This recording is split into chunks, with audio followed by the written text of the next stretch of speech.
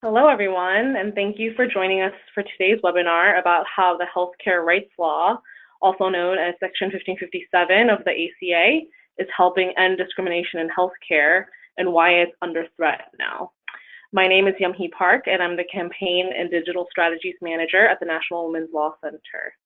We have a few technical notes before we begin. First, all lines will be on mute during today's webinar. Second, we'll be taking questions after our speakers are finished with the presentation, but we encourage you all to submit questions throughout the webinar. You can submit a question by typing it using the chat function. Finally, this webinar will be recorded, and you'll receive a link to the recording of the presentation as well as a link to the slides within the next few days. At this point, I'd like to turn the floor over to Kelly Garcia, our Director of Reproductive Justice Initiatives and Senior Counsel at the National Women's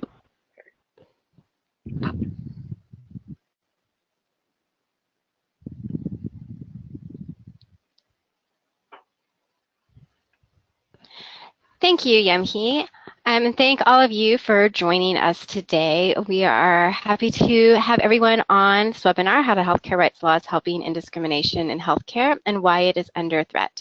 We are joined today by Lisa Nolan, who is a staff attorney at the ACLU of Washington and has been working to use Section 1557, or what we're calling the Healthcare Rights Law, to protect people and make sure that they are able to get the health care they need. Before we get started, I just want to tell you a little bit about the National Women's Law Center. So my name is Kelly Garcia. I'm Director of Reproductive Justice Initiatives and Senior Counsel at the National Women's Law Center.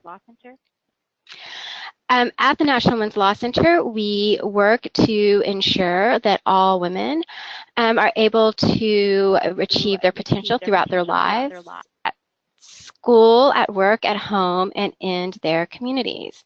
So today we are going to talk about the Healthcare Rights Law, which some of you may know and have heard of as Section 1557 of the Affordable Care Act. And I have actually been working on this provision since I became an attorney who was working on policy issues. So it is near and dear to my heart. And as you probably know if you're joining this webinar, the Healthcare Rights Law protects and prohibits discrimination on the basis of race, color, national origin, age, disability, and sex. And sex includes discrimination on the basis of pregnancy, discrimination on the basis of termination of pregnancy, sex discrimination because of sex stereotyping, which should include sexual orientation and gender identity. And this is the first time that discrimination was broadly prohibited by federal law in healthcare settings. So this is a really important provision for ending discrimination in healthcare. And as you may remember, before the ACA, discrimination on the basis of sex in healthcare was pretty rampant, particularly in the healthcare industry. Insurance companies regularly charged women more than men for healthcare services, excluded women, denied coverage because women had treatment for primarily for conditions that affect primarily women, and deny coverage for treatment for not just transition-related care, but also might deny insurance coverage for someone because of their gender identity, even if it's coverage that's not related to into transition-related care. So there's pretty rampant discrimination on the basis of sex, and many of those forms of discrimination were addressed in very specific provisions of the ACA, such as the prohibition on gender rating, on charging women more than men for health care in the private, in the individual and small group markets.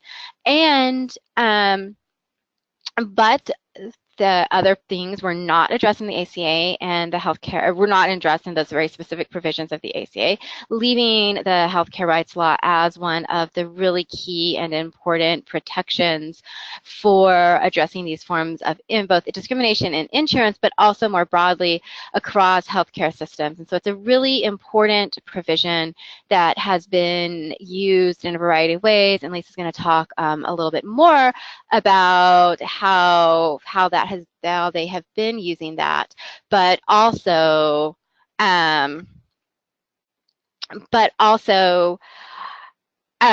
want to say a little bit about how we've used at the National Women's Law Center the healthcare rights law to protect against discrimination. And so, for example, we worked with Connecticut Insurance Department to help change the rules that allowed for coverage of infertility services to be denied to women based on age. So it was denied for women who, denied for people who are over the age of 40, and talking about how the 1557's protections against age discrimination and in concert with the protections against sex discrimination helped get the Connecticut Insurance Department to issue a statement saying that wasn't going to be allowed, and that insurance companies were not allowed to continue that form of discrimination, and that you couldn't deny and have kind of arbitrary age-based cutoffs. And we've also seen insurance companies, in response to complaints we filed, address denials of coverage for maternity care for people who are covered as a dependent on insurance. So we've seen this particularly in relation to young people who are covered on their parents' insurance company. So that's just a handful of ways in which the healthcare rights law has been used to protect people. And now I'm going to turn it over to Lisa to talk a little bit more in depth on some of these ways that the healthcare rights law has been used to fight against discrimination in healthcare.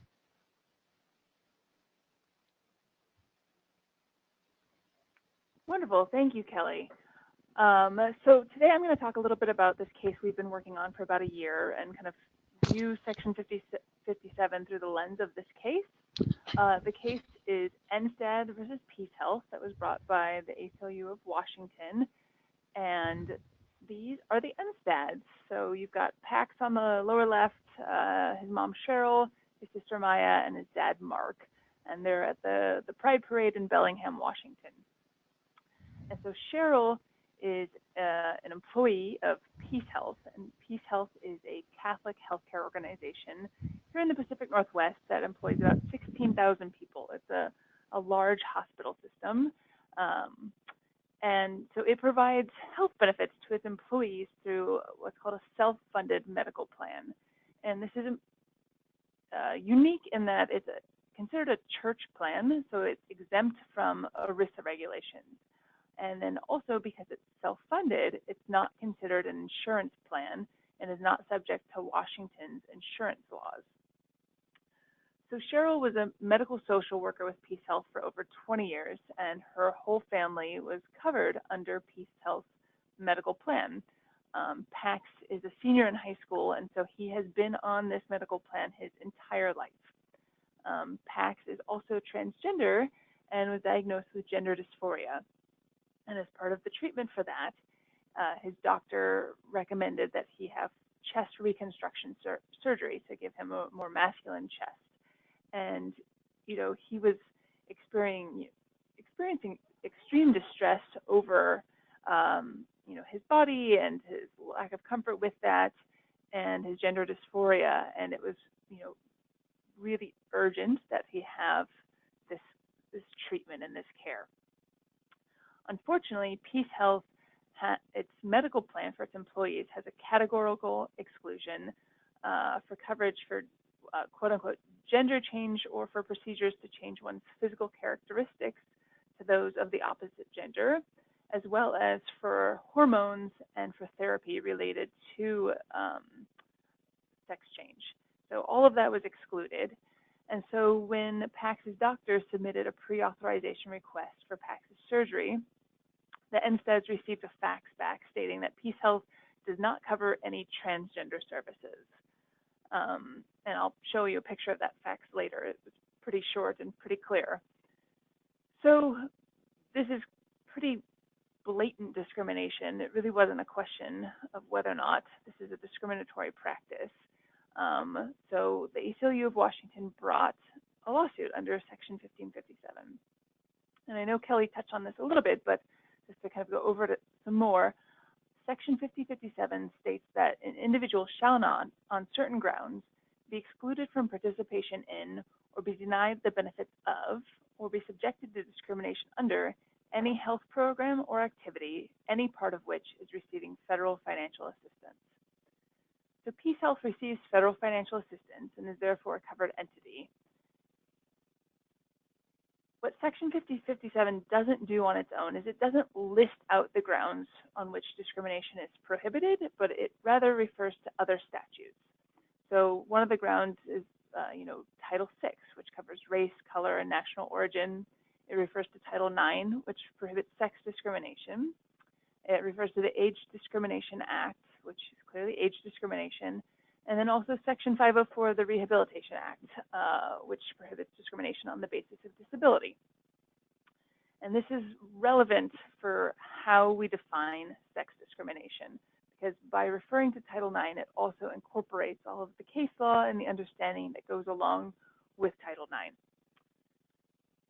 So our lawsuit brought claims under Section 1557 of the ACA, as well as the Washington Law Against Discrimination. So the case was filed here in Washington State for the Western District of Washington, the federal court. Interestingly, the Washington Law Against Discrimination defines sex discrimination to include gender identity. So it's explicit and in this statute. That is not the case with the healthcare rights law. So we filed that case in October of 2017, and in January, Peace Health filed a motion to dismiss for failure to state a claim under both laws. So the main barriers in NSTAD are kind of these three questions. So is discrimination against transgender individuals discrimination on the basis of sex? What impact does HHS's implementing rules and regulations have on Section 1557? And then lastly, are religiously affiliated hospitals exempt from Section 1557's prohibitions on discrimination? So taking the first question, what is discrimination on the basis of sex? I'm sure most of you have heard of this case. One of the seminal sex discrimination cases established that sex stereotyping is a form of sex discrimination. So it's not that just that you're simply being discriminated against because you are a man or because you are a woman, but also because your expected, mannerisms or attire or how you present yourself does not align with the expectations and stereotypes of your sex. And so the court in Pricewaterhouse v. Hopkins held that assuming or insisting that individual men and women match the stereotype associated with their group is discrimination on the basis of sex. And that's a really important case, for our work generally, but also as we're analyzing Section 1557. It is important to note that Pricewaterhouse was a Title VII case. It is not a Title IX case, which will also come into play later. So now I guess the question is discrimination against someone because they're transgender discrimination on the basis of sex and or a form of sex stereotyping? And courts have gone both ways on this. So the Ninth Circuit, in a Title VII case back in 2000, held that transgender individuals are people whose outward behavior and inward identity do not meet social definitions associated with the sex assigned to them at birth, and discrimination because one fails to act in the way expected of a man or woman is, sex discrimination. So the Schwenk case essentially held that and established that in the Ninth Circuit, under Pricewaterhouse, discrimination against transgender individuals is a form of gender-based discrimination. And it's important to note that in the Ninth Circuit, the courts often look to Title VII sex discrimination law when analyzing cases under Title IX. So in that way, they're relatively fungible. Not all courts do that, but in the Ninth Circuit, that is the case. Since then, the first 6 7th, and 11th circuits, as well as numerous district courts, have made similar holdings under both Title VII and Title IX. Now, the courts that have held that it's not sex discrimination. So recently, in the Northern District of Texas, in the Franciscan Alliance v. Burwell case, the court said, the meaning of sex in Title IX unambiguously refers to the biological and anatomical differences between male and female students as determined at their birth. And the court went further and concluded that Price-Waterhouse only applies to Title VII and essentially limited the sex stereotyping holding of Price-Waterhouse to Title VII and did not extend that over to Title IX and basically rejected sex stereotyping as a form of sex discrimination, or to say that it hadn't established that at this time. And it further noted that Congress could have chose to incorporate Title VII instead of Title IX. And that goes back to that slide earlier where, Section 1557 does not itself lay out the grounds, but it refers to other statutes. And it refers to Title IX. And here, in the court in Franciscan Alliance was saying that Congress could have chose to refer to Title VII instead. Recently, so in October of last year, the Office of the Attorney General sent a memo to all U.S. attorneys, and it said that gender identity discrimination is not per se sex discrimination under Title VII. And I thought the court here in Fabian put it pretty well, saying that discrimination on the basis of being transgender or intersex or sexually indeterminate constitutes discrimination on the basis of the properties or characteristics typically manifested in some as male and female, and that discrimination is literally discrimination because of sex. Also relevant to this discussion is HHS's rule implementing Section 57, which was called the Non-Discrimination in Health Programs and Activities. And that rule came out in May of 2016, so several years after the ACA was passed. And importantly, the rule interpreted discrimination on the basis of sex to encompass gender identity and termination of pregnancy. As you can imagine, there's been a fair amount of litigation over this rule. And so in December of 2016, the case that I just was talking about, Franciscan Alliance v. Burwell, a judge in the Northern District of Texas issued a nationwide injunction prohibiting HHS from enforcing the gender identity piece of the rule. And so I'm going to skip ahead a little bit here and talk more about what is Franciscan Alliance.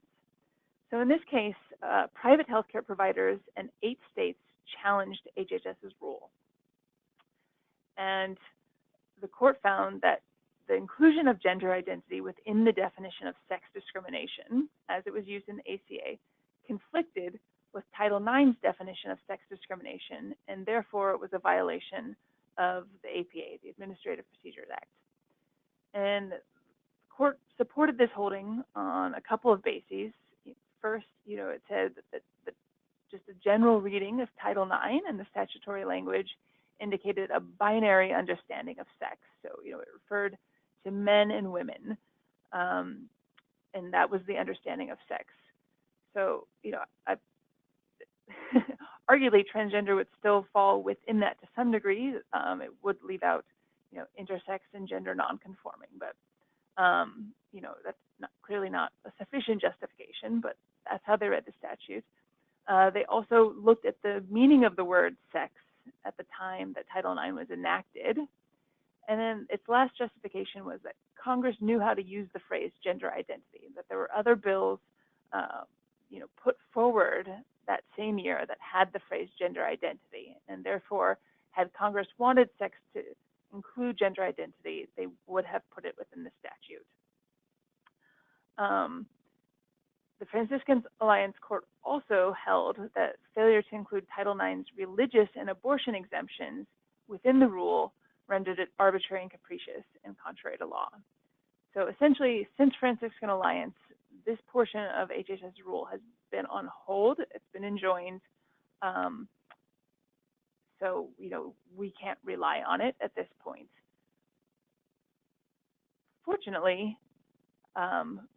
there are really strong arguments that you don't need the rule, that the statute speaks for itself.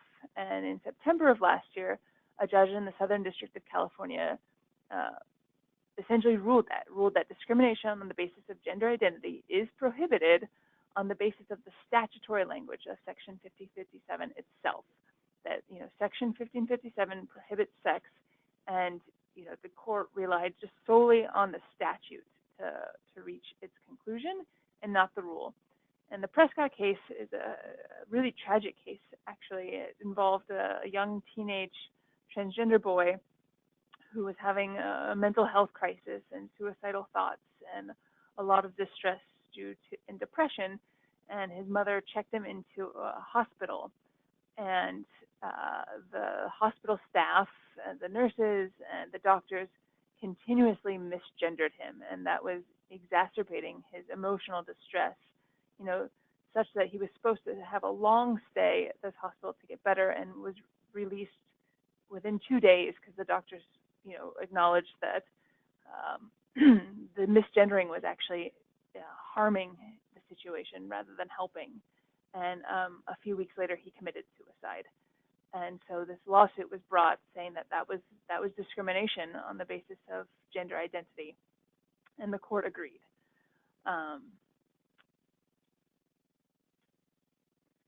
So another question is, is this per se discrimination? So is discrimination based on gender identity always sex discrimination? So interestingly, Peace Health, in its motion to dismiss our case, acknowledged that discrimination on the basis of a person's gender nonconforming mannerisms and appearance is sex stereotyping and therefore a form of sex discrimination. But they said that wasn't at issue in this case because Pax was not denied this surgery because of how he acted or his lack of conformity, so it wasn't sex stereotyping. But this, again goes back to this argument that transition from one sex to another inherently violates gender stereotypes, and therefore denying medical coverage for these is always impermissible discrimination based on gender nonconformity, right? So you don't need to see the person or how they dress or to be judging them based on their mannerisms. The fact that you are discriminating against them based on the fact that they are transgender, which is per se sex discrimination. And I think that's where the courts are heading, and a lot of the holdings that I referred to earlier in the Ninth Circuit and the District of Connecticut agree with that by definition, being transgender or gender nonconforming means that you are transgressing sex stereotypes, and therefore discrimination on that basis is sex discrimination. Interestingly, Peace Health also argued that their policy was facially neutral, that it didn't discriminate against transgender people because no one could get coverage for sex change operations. This really does not make sense. It goes to, it only is applicable to transgender people because they're the only people that need these. And it's especially false in this situation where the same medical procedure could be considered medically necessary in other circumstances. So, in this instance, it was a double mastectomy, and that's covered in lots of other instances. It's only not covered categorically when it's for transgender individuals. And, to further kind of undermine their argument that the policy is facially neutral, here's a copy of the fax that was sent denying the authorization that, this member has no coverage for any transgender services under their health plan. And that was the full extent of the denial. So the next question is, are religiously affiliated organizations exempt? As I mentioned earlier, Peace Health is a Catholic healthcare organization. Its medical plan is considered a church plan, and so, is there an exception for religious organizations in Section 1557? So the statutory language of 1557 does not include a religious exemption. It simply says an individual shall not, on the grounds prohibited under, Title IX, be subjected to discrimination. in HHS's rule, it did say that insofar as the application of any requirement under this part would violate applicable federal statutory protections for religious freedom and conscience, such application shall not be required. So what this does is it defers to existing federal law protecting religious freedom, but does not provide a specific religious exception for this anti-discrimination provision. And so the next question is, despite its statutory silence, is there still a religious exception within Section 5057? So HHS Rule, interestingly, expressly incorporated exceptions from Title VI, Section 504, and the Age Act, but not Title IX. And I think what's relevant to keep in mind here is that the Age Act, Section 504, and Title VI apply to all programs and activities that receive federal financial assistance. And the exceptions were written with that in mind, whereas Title IX is limited to education programs, and the exceptions within it are tailored to educational institutions, and they really don't make sense in the context of the ACA. For example, Title IX exceptions, while it does apply to religious, it applies to educational institutions controlled by a religious organization. It also applies to, single-sex colleges, fraternities, sororities, boys and girls conferences, father-son or mother-daughter activities, and beauty pageants.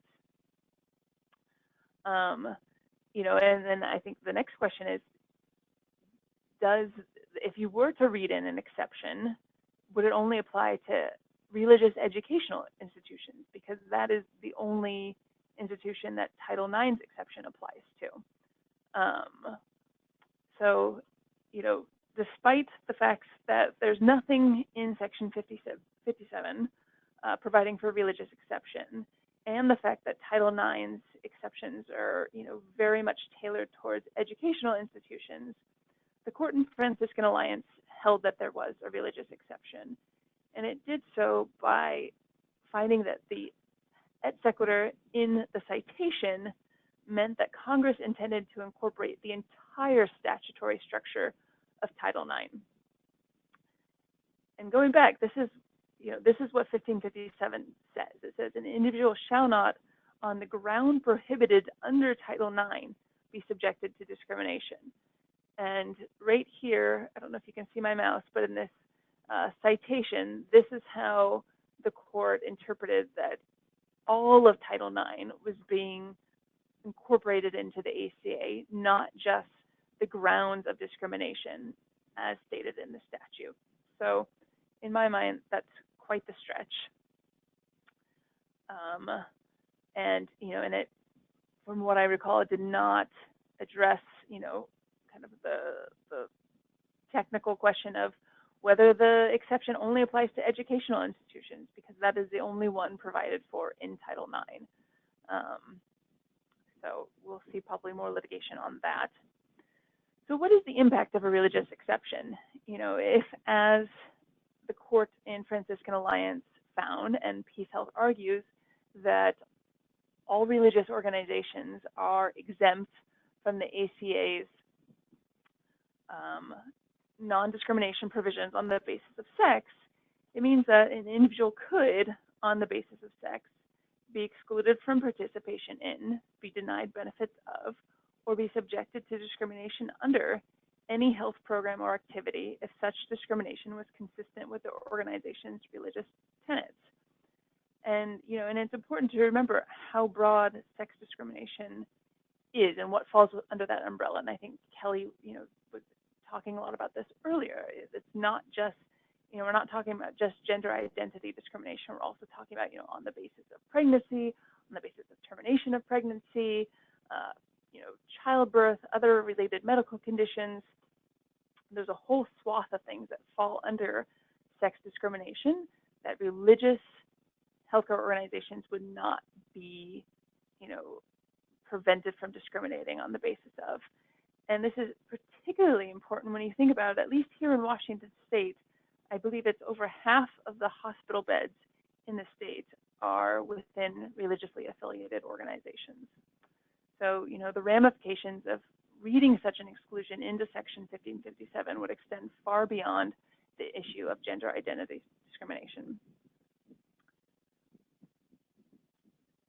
So I'm going to talk just briefly about some of the other litigation that's going on and has been happening since Franciscan Alliance and since we brought NSTAD. So, you know, despite the uncertainty over HHS's rule, and, you know, HHS is actually currently working on a new rule that will probably do the opposite of what the last one did with regard to whether or not it includes gender identity, plaintiffs are still bringing Section 1557 cases. So, for example, in late April, 2 transgender individuals sued Wisconsin, alleging that its categorical exclusion in Medicaid coverage for quote-unquote transsexual surgery and hormones violates Section 1557.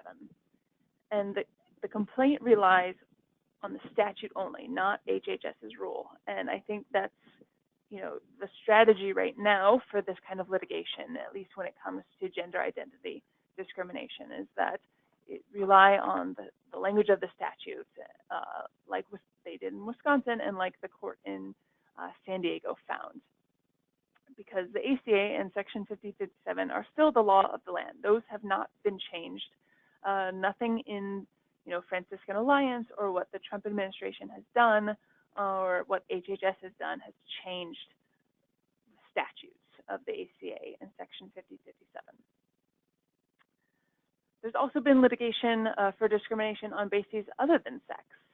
So in March 2017, 12 deaf patients in Arizona sued Banner Health, alleging disability discrimination for, among other things, failing to provide on-site ASL interpreters and lack of auxiliary communication aids.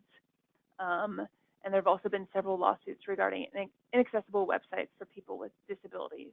So, you know, I think it's important to remember that Section 1557 is still alive and well, that there's still litigation ongoing. It is a powerful way to bring a claim. And, you know, while it's impacted by what HHS does, it's still alive, and we're still, you know, making progress on it. The NSTAD case, we are, you know, the motions to dismiss have been fully briefed. The case is actually temporarily stayed at the moment for settlement talks, but we, I think, you know, regardless, are optimistic about our chances on the case. And that is all I have. This is my contact information, and I think, Kelly, I'll hand it back over to Kelly.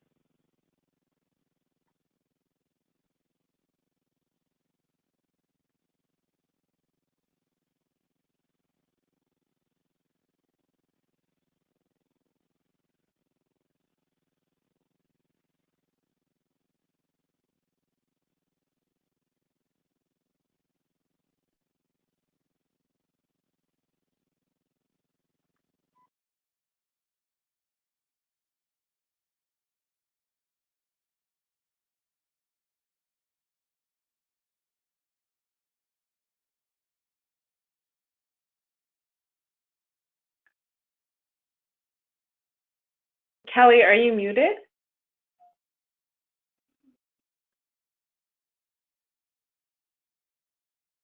There, I apologize. I was talking and did not realize I was muted. So, thank you, Lisa, for that great presentation. And I want to take now a minute to spend some time talking about where things are currently with the rule and some of the additional pushback that we are expecting to see from the administration and some of the actions that we are hoping people will be able to take. So, so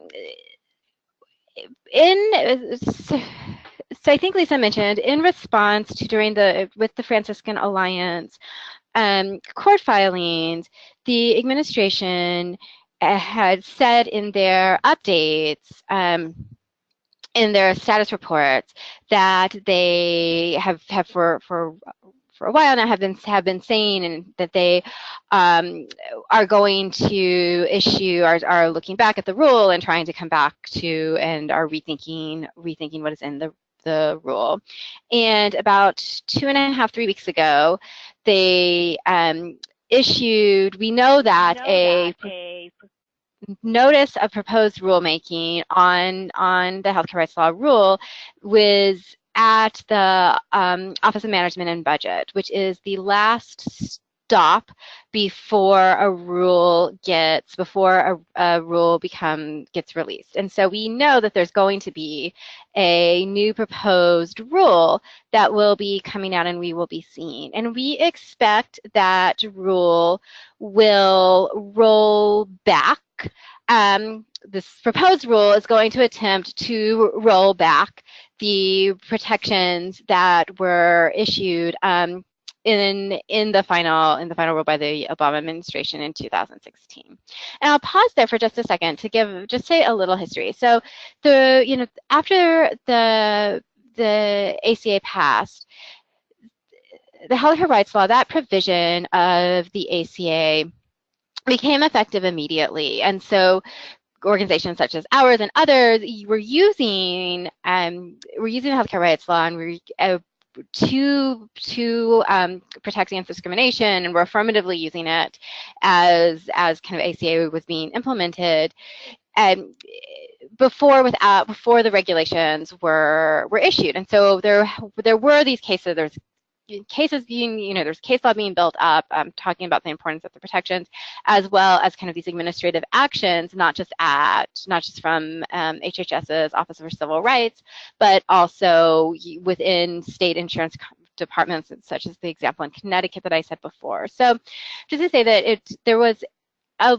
long period of time in which both the ACA the healthcare rights law was being used, as well as a really long and open, kind of robust set of comment periods and opportunities for public input and public to weigh in on the meaning of the healthcare rights law. And there was both a request for information as well, where people were able to submit public comments, and there were really robust public comments. And then there was also then the notice of proposed rulemaking and that set of comments before the final rule was issued in 2016. So there was already been a pretty lengthy, detailed process with a lot of comments and a lot of public input on many of the things that Lisa was talking about, and many of the things that have been an issue in both the Franciscan Alliance case, and that continue to be at issue as people are using the healthcare rights law in order to protect people against discrimination. So this is a really robust set of, it's a really robust rule that has really had a lot of public input. And so to be in a space where we're seeing a potential rollback of these protections and what's in the rule is really troubling. But we are in that space, and we are, what that proposed rule is going to be could come out any day now. And so part of why I'm really happy that all of you have joined us on this webinar today is so that to help start thinking about being prepared for when we see this rollback, and how is it and making sure that we continue to have this really robust set of comments, and that people are really talking about how important these protections are. And so with all of that kind of background, I will say that what we're partially expecting, and in this pushback to the rule, is that there could be either just a specific rollback to the provisions, the sex discrimination provisions, and so it could roll back by rolling back on saying that sex stereotyping isn't protected, or somehow rolling back on what is said about sex stereotyping, even though, again, as Lisa said, we have a really long, set of precedents saying that sex stereotyping is discrimination under sex discrimination. And then they could also roll back by specifically just saying gender identity isn't explicitly protected, and also at issue in the Franciscan Alliance case is a language that says that sex discrimination includes discrimination on the basis of pregnancy, including termination of pregnancy. And that language is the same language that is used in the Title IX regulations. And so we could also see a rollback on that piece of protection, kind of very, very specifically tailored to those two pieces. In addition, we kind of anticipate, and that's part of what this slide that is up, is that we anticipate that there will be some kind of religious exemption in the rule, but again might apply just to the sex discrimination provisions. And as you saw, that is what was issued in the Franciscan Alliance case, and that's also what is issue in the cases that Lisa was litigating right now, and that there's this question around, right, that there's this claim around what religiously affiliated providers and religiously affiliated hospitals or insurance companies should have to do in complying with these anti-discrimination protections. And so there could be this kind of religious exemption, saying that that healthcare providers, insurance companies, hospitals could get out of complying with these discrimination protections if they claim that they have some type of religious or moral objection to providing that care. And that religious exemption, if we see kind of religious refusals happening, it could either just apply to the sex discrimination provisions, in which case they might say, go back to kind of what's in Title IX and say, well, Title IX has this religious exemption for sex, so we need to have a religious exemption for sex discrimination. But as Lisa talked about, that, what is in Title IX, that language, it's nonsensical. It simply doesn't make sense to apply that language. That was from a very specific moment in time and very specific to educational institutions. And so the idea that you would pick that up and move it into the healthcare rights law makes no sense. Also, specifically on the statutory language for the law, it's that the very beginning of it is except as otherwise, the language for Section 1557 begins, except as otherwise provided in Title I of the ACA. And so there is this language of an exception, and it says the only exceptions that you can have to Section 1557, to the healthcare rights law, are those exceptions that were in Title I of the ACA. And there are there's both kind of the very specific rules around compliance, but there are it also built in some language around very specific religious exemptions and rules that are part of it, that are incorporated into looking at particularly insurance coverage of abortion. So there's a very specific language the exceptions that are provided shows that those are the only exceptions that you can have to Section 1557 and the healthcare rights law. So there's no real provision to have on the statutory language, the basis of the language itself, for reasons Lisa articulated and other reasons, there's just no basis for having and adding in some type of religious exemption, or in any way rolling back the sex discrimination protections. There's strong histories of case law building on what discrimination on the basis of sex is and how it should be interpreted. And Section 1557 it's not restricted to, while it's on the grounds prohibited under that kind of clunky language in the statute, it doesn't mean that you can only look to Title IX. You also get to look to the precedents of Title VII. So our whole broad history and set of what sex discrimination applies in looking at and interpreting to understand what sex discrimination for the purposes of the healthcare rights law are. And we'd say that there's no real basis in the statutory language to allow for any kind of broad religious exemption, certainly not to allow for a religious exemption that applies only to sex. That is simply not there, and should be allowed and shouldn't be permitted, and we don't want to see it going. We certainly want to push back and fight back against any kind of roll back. And so I'll tell you, what we're expecting with the rule is that any day now there will be a notice, the notice of proposed rulemaking will be released, and we will see exactly what they're going to be doing and what kind of rollback will actually happen. And when that happens, there will be, we expect, this is based on, based on what's required and what makes the most sense, is that there will be a 60-day comment period. There will be 60 days from the day that the rule is published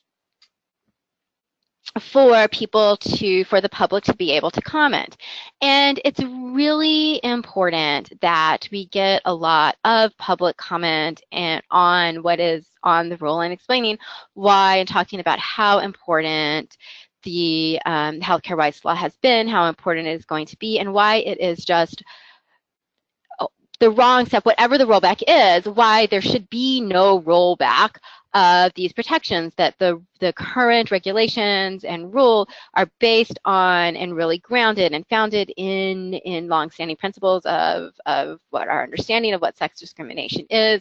And while the ACA and while the healthcare rights law, by being the first time, was new in that it's the first time sex discrimination was broadly prohibited in healthcare programs or activities, the regulations were simply taking and extending what is already clear precedent and what is part of our case law and understanding of what it means to prohibit sex discrimination. It was just moving that to apply it to how we would think about and should think about sex discrimination in healthcare. And so that's really, both was grounded in these public comments and clear understanding, and it had a lot of public input, as well as it's really grounded in the case law, and so that it is reflective of what the law is and should be, and so there should not be a rollback. And so we really want to encourage people to both submit their own comments, submit organizational comments, and help individuals be able to, to submit their comments. And we will send around after this webinar a toolkit that we've put together to talk specifically on the day that when the rule comes out, there's some materials and information on things that people could do to respond to that rule, but on the day that it's out, to kind of for public facing, for press purposes, and for on social media, and ways in which you can respond. And then we at the National Women's Law Center, along with other organizations, a nice broad coalition of organizations, will be doing kind of a set of opportunities for people to comment and help in webinars. And so we will do template comments, we'll do broad template comments for the women's community, and work with the Leadership Conference on human and civil rights on pulling together broad template comments that come from a civil rights perspective. And other groups are working on other sets of these kinds of template of comments and for organizations. And then we'll also have sets of template comments and ways in which to help make it easier for individuals to be able to weigh in these comments.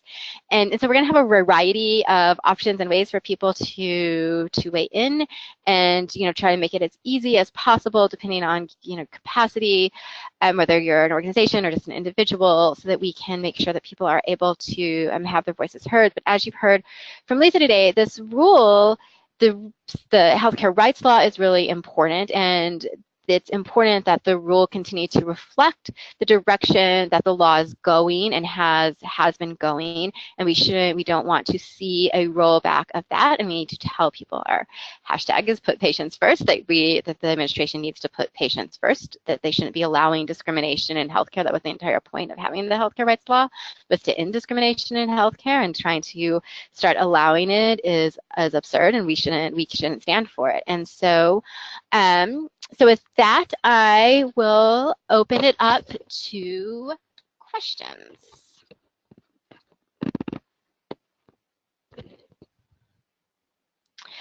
So we have our first question was, Have you looked at cases, this is for Lisa, have you looked at cases involving intersectional discrimination involving more than one of the grounds listed in the statute, but where the case law on the grounds involved may differ?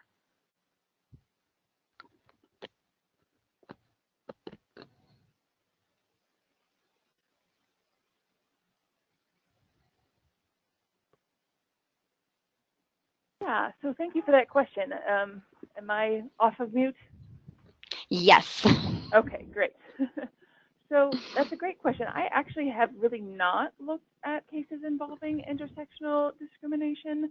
Most of the ones that I have been working on have to do with gender identity and policies that are pretty specifically targeted towards transgender individuals. So I have not encountered that too much. I definitely envision possibilities of where that would be an issue, both in policies and then I think in impact, right? And so I think it'll be interesting to see what happens with the case law around whether or not you can bring a disparate impact case. So if it's adversely impacting certain groups of people, and I think that would come up more even then. But I'm actually not personally familiar with any cases involving intersectional discrimination claims. Yeah, I can just follow up a little bit on that question. So we have not, I will say I have not looked at the specific case law on where the claims have been precisely intersectional, but we definitely have used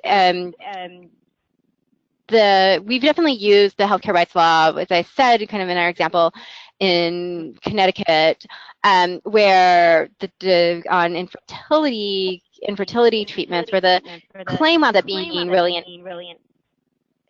an age discrimination claim, because the discrimination, the insurance plans refuse to cover infertility treatments for people who are over the age of 40. But the analysis, right, like in talking about it, that's talking about and winds up affecting women more than men. And so it was both, so it's a combination claim there in how we're thinking about it and what the effects of the discrimination really were in that instance. And I think in a report that Center for American Progress did, looking at some of the claims from the complaints that have been filed with OCR specifically on sexual orientation and discrimination because of gender identity, looking at some of those claims. In one instance, a person kind of made the claim, I think on the basis of sexual orientation, and I don't have all the facts at my fingertips, but the claim, I think, was I want to say the person was denied of a vaccination, and I think the complaint was based on sexual orientation, but that ultimately was found to be discrimination on the basis of disability status because the person was HIV positive. Again, I apologize if I'm not getting the facts perfectly right, but again, that was an instance where there was an intersectional, where kind of the person was experiencing discrimination in an intersectional way. The ultimate kind of findings wound up isolating out on disability and protections, but I think when we're thinking very broadly about how the healthcare rights law is being used and should be used, that it provides this opportunity for these intersectional analysis. And the thing that's interesting about it, because it does have this whole range, it's this whole set of places, so that way it's an opportunity for people to be able to make multiple claims if they're experiencing discrimination. As we know, people do experience discrimination, it's not just one thing, you can't isolate it out, but it's a set of things. And because the healthcare rights law is that set of things, I think it opens a door and an avenue to start talking about discrimination in an intersectional way that might be more challenging using some other statutes.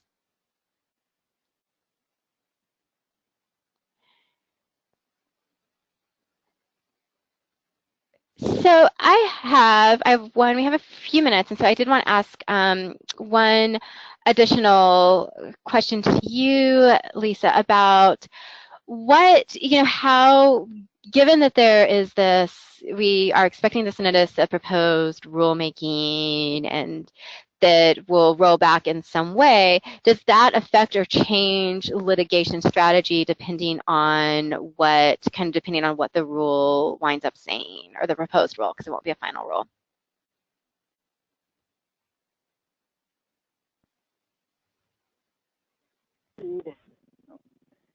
Yeah, that's a good question. I think for us, the NSTAB case, like that ship has already sailed to some degree. It might, still influence the courts, but I think, our strategy would be to go back to, the statutory language and to the case law, right? So there's this rule, but, if they were to say that sex discrimination does not include gender identity or sex stereotyping, right, we would say, well, okay, but look at this, wealth of Title IX and Title VII case law that, indicates otherwise, and that the courts are going in that direction. And so I think, there would probably be a challenge to the rule, and then I think, going forward with our cases anyway, relying on the statute and relying on the really great case law that we have regarding Title IX and to some extent Title VII. So that would probably be our strategy. Great, thank you. That's a really helpful answer. And I just want to take that moment to just underscore the fact that the statute, right? The statute is the statute, and the underlying law remains good, despite what, despite this the injunction Franciscan Alliance. And so, as you've demonstrated, court people are going forward with cases, and the healthcare rights law has a private right of action, so you are not reliant on filing a complaint through with OCR, and you do not have to exhaust administrative remedies. So I think, so the courts will continue to be an option for enforcing your rights under the healthcare rights law, and so even if we start to see this rollback, we want to make sure that people know and are aware that it doesn't, the rolling back of the regulations doesn't mean that there's a rollback of the law, that the law is still good and it's the, remains the law of the land. And so on that note, I just want to say, remind everybody to, keep their, keep a watch out for both the email that we're going to be sending out in the next day or two, as well as when we see this proposed rule be issued, the opportunities to engage. And we really want to encourage everybody to weigh in and start talking about the healthcare rights law and letting people know about it so that they know what is really at stake. And we're right at time, so this was perfect. Thank you so much, Lisa, for joining us and taking the time to present on this webinar today. And thank everyone for joining us. We really appreciate you taking the time out of your day to listen to us. Thank you for having me, Kelly. It was a pleasure, and thank you everyone for joining us in this really interesting and cutting-edge discussion. Yam, here, are there any last announcements?